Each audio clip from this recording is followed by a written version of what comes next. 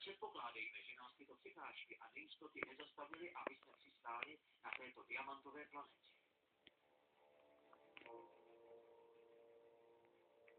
Museli bychom najít způsob, jak se chránit. Zdejší teploty by rozstavily téměř každý krok. Museli bychom doufat, že povrch netvoří rozstavená láva, abychom mohli začít s těžbou.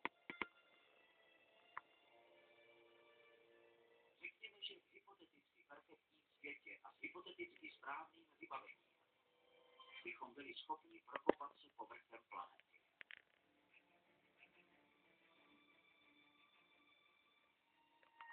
Mohli bychom nalézt nekonečnou vrstvu diamantů, osmívající se v obsahu a smrti rozumných na kusy větší než diamanty, které jsme kdy viděli.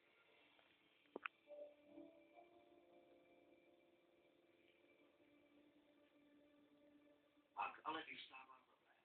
Jak všechny tyhle diamanty dostat zpátky do Země? Museli bychom odstartovat planety, jejichž hmota je 8krát větší než ta zemská. Více hmoty znamená silnější gravitaci a silnější gravitace znamená větší sílu k dosažení potřebné únikové rychlosti.